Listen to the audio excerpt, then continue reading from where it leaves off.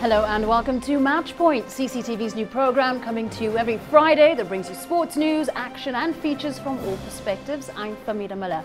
Now here's what's coming up. South Africa's Blade Runner Oscar Pistorius to know his fate next week. Tournament not on our radar. SAFA President Danny Jordan says they're yet to consult the government on hosting AFCON 2015. And so far, so good. FIFA's happy with the state of Stadia for the 2018 World Cup in Russia.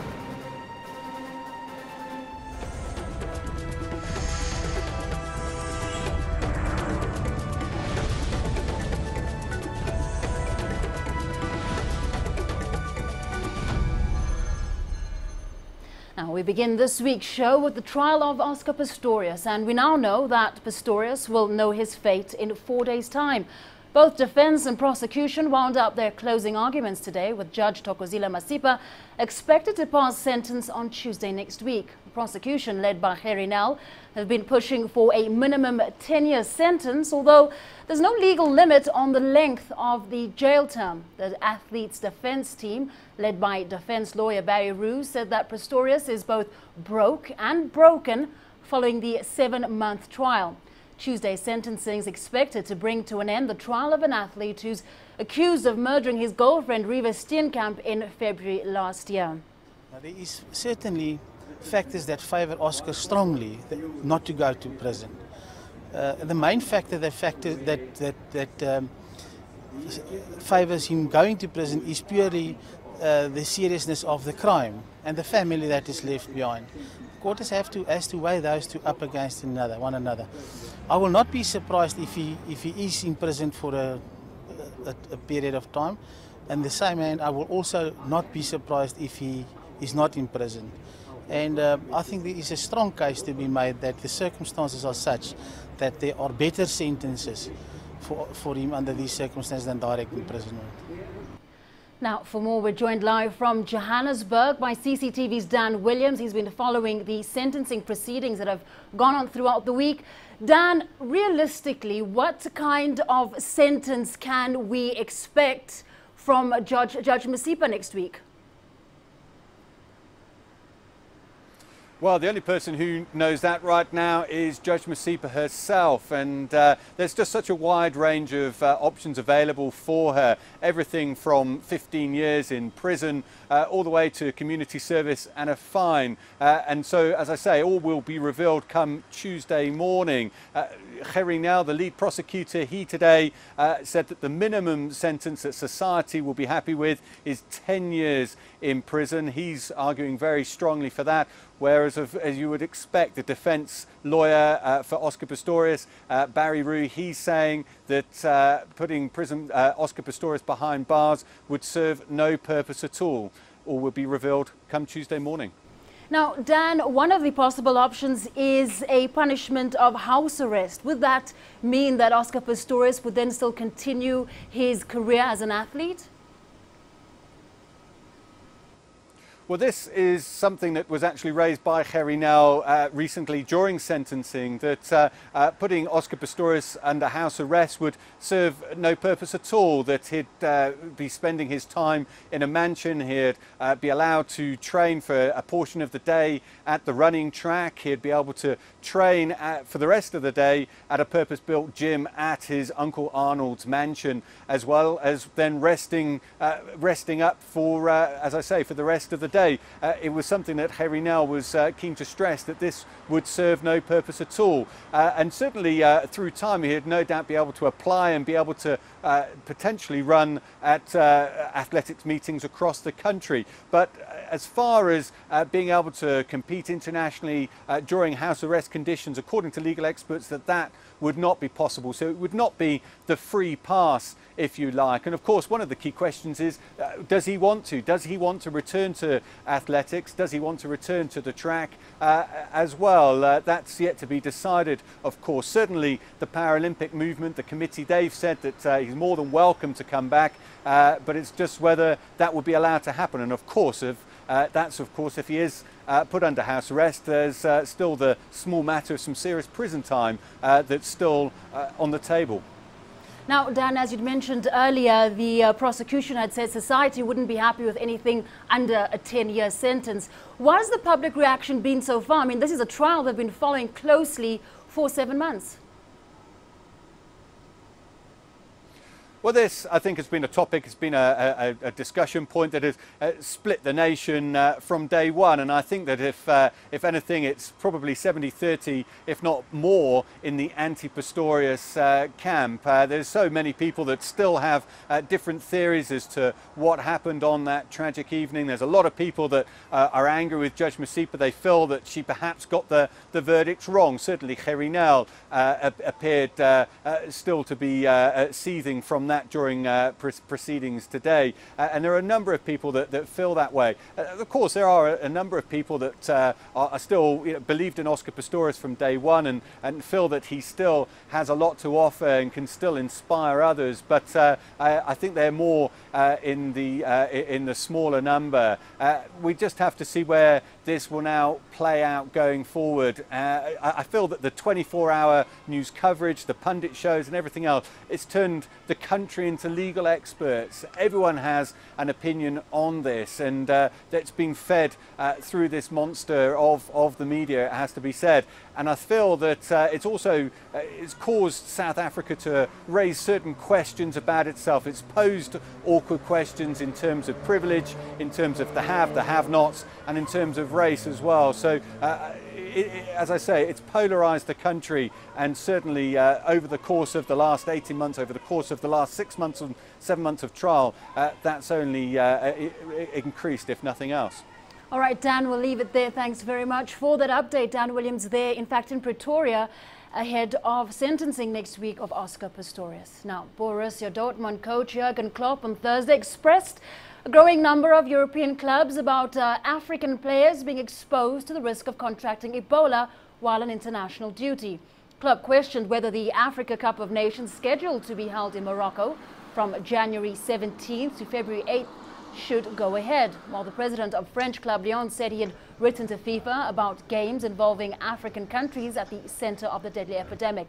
Now, one Spanish club has already brought back a Guinean international from Cup of Nations duty, and AC Milan was at the weekend forced to deny that Ghanaian international Michael Essien had Ebola. Now, with the Ebola death toll in West Africa now at nearly 4,500, host Morocco have called for the Cup of Nations to be postponed. The fact is, I wonder a lot about this subject. If an African country has a feeling that it's not safe, of course for me it's automatic. We have to postpone the competition. We have to take this seriously. We cannot close our eyes and pretend nothing is happening to maintain the African Cup of Nations at any cost. Time now for a short break, but coming up. Not on our radar, SAFA President Danny Jordaan says they're yet to consult the government on hosting AFCON 2015.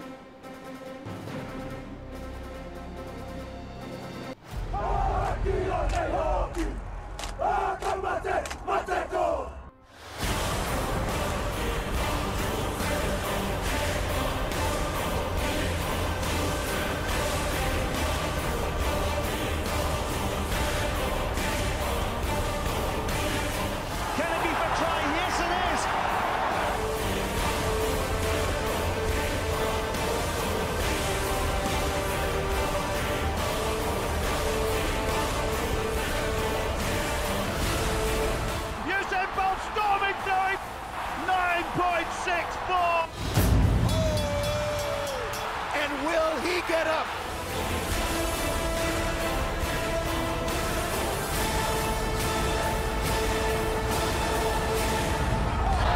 That's a terrific dunk right there.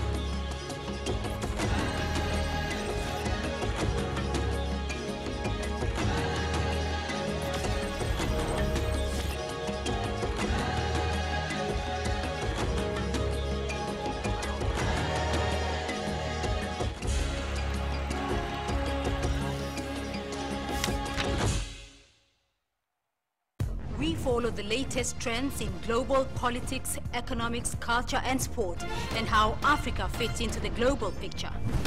You decide what's important. We need a trade justice. Africa's future will be determined by Africa. For women's equal opportunity, for a better life.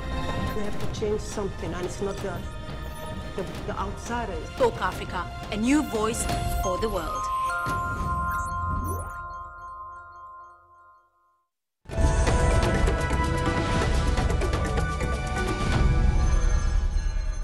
You're watching Match Point. Welcome back. Now, following Morocco's request to postpone next year's Orange African Cup of Nations due to fears over the spread of the Ebola virus, the Confederation of African Football's asked South Africa and Ghana if they would be willing to host the tournament. Addressing a press conference at Safa House earlier today, South Africa FA President Danny Jordan said Morocco was still the official host.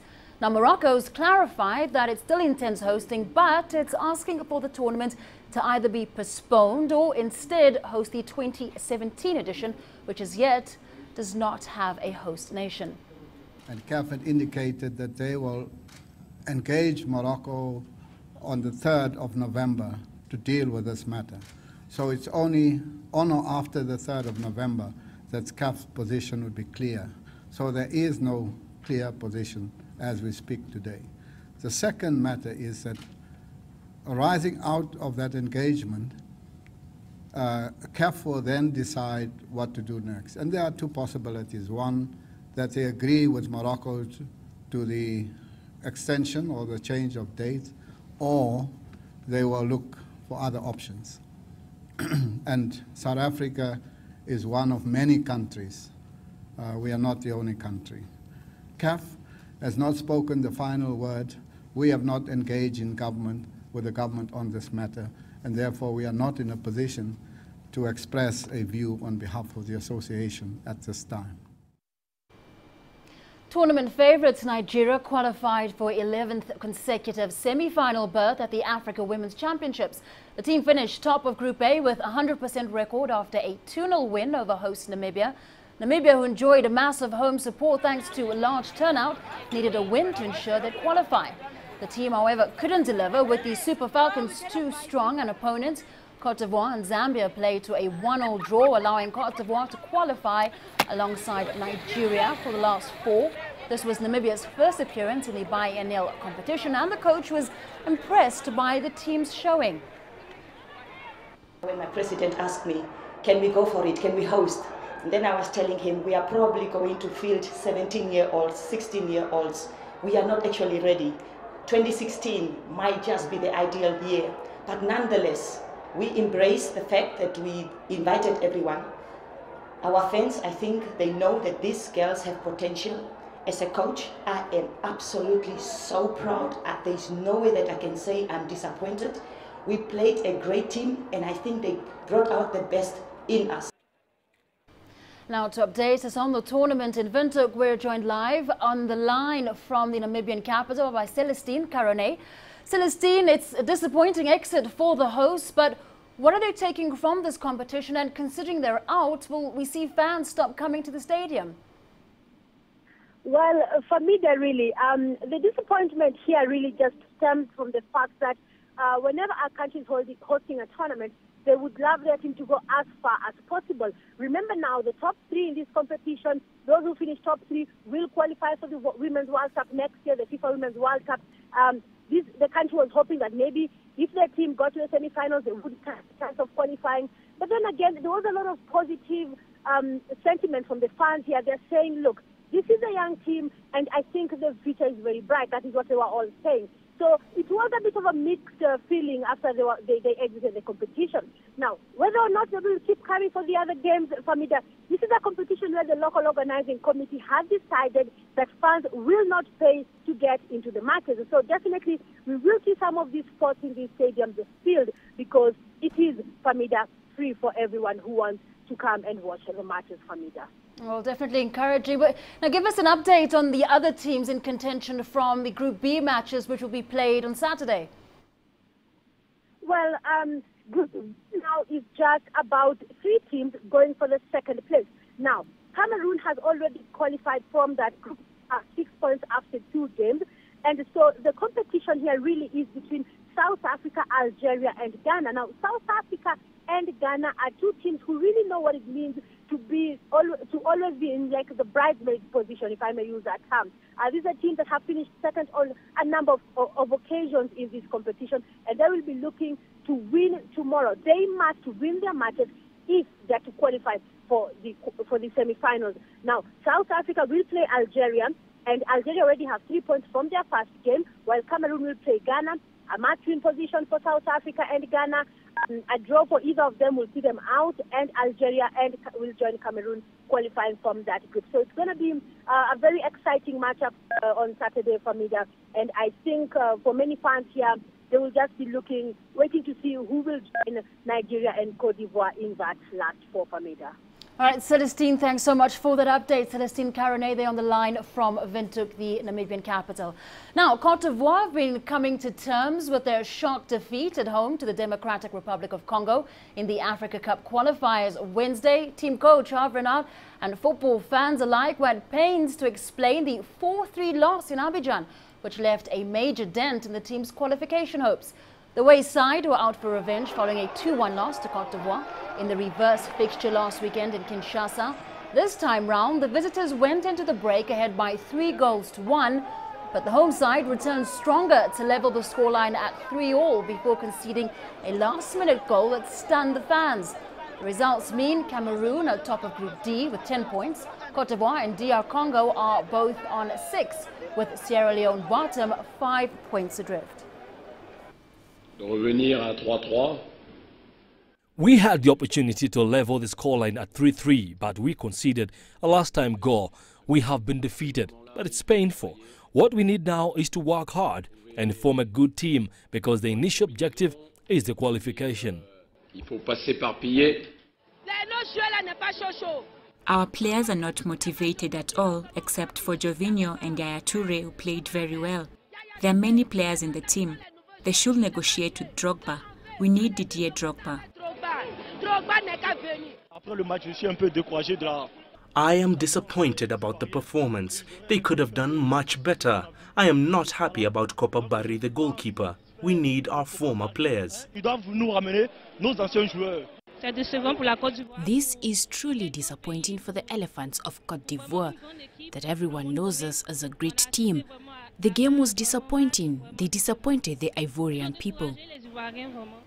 Now, Australia is claiming the world's first own try after a refereeing blunder led to North Harbour Race forward Mitch Lewis touching down for the Sydney Stars in a National Rugby Championship match. The Rays were defending their line at a ruck during the match at Sydney's Leichhardt Oval when Lewis tore the ball free and placed it back on his own try line. Referee Ian Smith, who was unsighted, consulted the TV official, and Prop Lewis was left dumbfounded when a try was awarded to the Stars rather than a 5-metre scrum. The howler did not prove decisive as the Stars turned out 49-40 winners for their first victory in their final match of the inaugural season. The try officially awarded to their hooker, James Willen. Time now for another break. When we come back. So far, so good. FIFA's happy with the state of Stadia for the 2018 World Cup in Russia.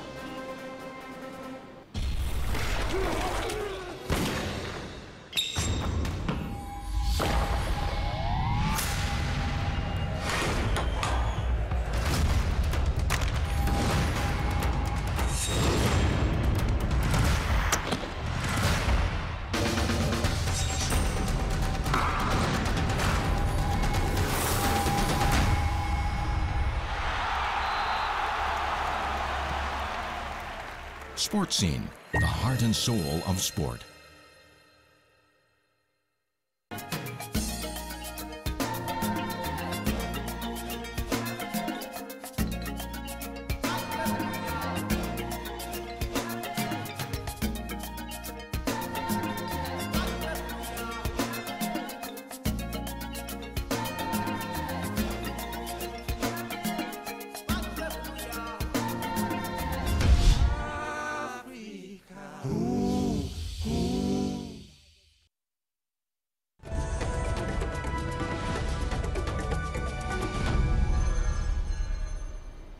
Welcome back. Now, FIFA officials visited Zenit Arena Stadium in Russia's St. Petersburg on Thursday to check whether the facility would be ready for the 2018 World Cup. The 68,000-seat stadium has been slowly taking shape since 2007. Now, the opening has been continually pushed back and the building costs have risen sharply. It was originally slated to cost 128 million euros, but according to documents received by UEFA, costs are now 7 times that amount. Russia has rejected a FIFA recommendation to cut the number of host cities for the 2018 World Cup from 11 to 9 and stadia from 12 to 10. It's just a personal observation, but it seems like it will be a great stadium in which to play a football match in terms of atmosphere, in terms of crowd being close to the pitch, in terms of the players being able to feel the crowd, because it's such a steep stadium. It's pitch is very close to the stands. I think it's going to be a wonderful place to play football. Today is the first day of the first inspection visit, which runs between October the 16th and the 23rd. We will also visit St. Petersburg, where we are today, then Kazan, Sochi, the opening of Spartak Club Stadium, then Luzhniki Stadium. All other stadiums will be inspected from the organizing committee office through a virtual tour. Well, while there's been remarkable success in women's golf in southern Africa, the rest of the continent seems to be struggling to keep up. East Africa in particular has seen a decline in female participation in the sport, but what's keeping the women away? Leon Senyanga reports. Angel Eaton has been playing golf since her teens. Her skills have been honed on golf courses in her home country, Tanzania. The 24-year-old is one of the few female golfers coming through the ranks in the region. Everybody's just giving up. Like, everybody just, we are practicing, we are doing everything we can, we're going to play, we into a tournament, we do well, but like, we don't get any support. Golf here, as is in some other parts of Africa, is associated with the rich, and that has kept many potential players away. But while the production line of female golfers coming out of Eastern Africa is slow, in Southern Africa, it's a different story. As we've just started, we have gone an extra mile in recruiting other young golfers, young girls from public schools, like government schools. They are disadvantaged. They cannot afford to buy clubs. So golf clubs, they cannot afford, and they have no idea what the sport is like. So what they're doing is they're going there, they go on sports fields, they give them golf clubs, golf balls, hit balls. They can tell naturally who can hit a golf ball, who can't hit a golf ball. The cream of Africa's golfing talent has been nurtured in golf academies. And while such academies have for women golfers in Kenya, countries like Tanzania and Uganda are yet to follow suit. The lack of finances has also slowed any progress. We are struggling, and that what brings that is that people fear to come in because they know golf is very expensive. I mean, if we can get more sponsors to come in and help us, we can get far. I mean, all we need is sponsorship for people to be able to play. With East African countries performing well in women's continental competitions, the lack of young female golfers could affect the region's competitiveness. And it could take a while before a new breed of golfers is ready to make an impact on the big stage. Leon Senyanga, CCTV, Kampala. Although Togo has a good number of decent tennis players, the sport as a whole remains underdeveloped. Like volleyball, the country's tennis federation wants to develop the sport to meet international standards. First off, it plans to focus on training, already having embarked on the construction of a national training center. According to the president of the Togo Tennis Federation, the center will provide world-class training to young players. This, it hopes, will help the country churn out more international level players and eventually improve the quality of the game. Togo is a country of tennis because we have great players. There's the Togolese that received the African Championship, and we also received a lot of cuts. We needed a center because we wanted to train high-level players. We have to take care of the children, feed them, train them, and briefly care for them. And this requires the creation of a center. I play tennis because it's a good game and I like it a lot. I want to become a champion. À l'entraînement, j'arrive à me battre At the training, I work hard, and with their tournaments, I try to do my best to win. In December, there will be a championship for the old, and I hope to reach at least the quarterfinals. I always like tennis, especially when I see people play on TV. So I asked my parents to allow me to play. I started slowly, and then after, I've been in competitions and training.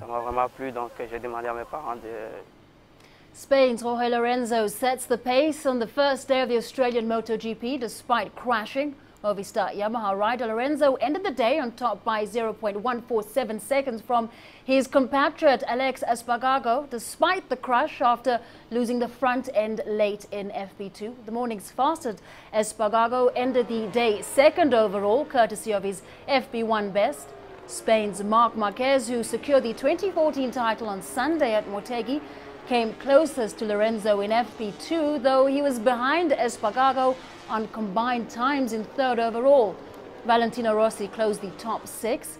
Moto2 section Spaniard Tito Rabat finished ahead of Germany's Sandro Cortesi and Thomas Luthi of Switzerland, while Moto3 win went to Australia's Jack Miller ahead of Spanish pair Efren Vasquez and Juanfran Guevara. Right now, in our Top 5 segment this week, we look at the top 5 African women's football teams. According to the latest FIFA rankings, all the top teams dropped in the global rankings in the latest figures released on the 19th September. Number 5 is Bafana Bafana of South Africa. They're 56th globally and are in action tomorrow at the Africa Women's Championship. Now, at number 4 is Equatorial Guinea, who are also one position ahead of South Africa globally in 55th position. Cameroon is the 3rd ranked team in Africa. They're also still in the running at the Women's Championship in Windhoek. They face the 2nd ranked team Saturday. That would be Ghana, who are 50th on the global rankings. And the top ranked women's football team in Africa is Nigeria. The Super Falcons are the 35th ranked team in the world.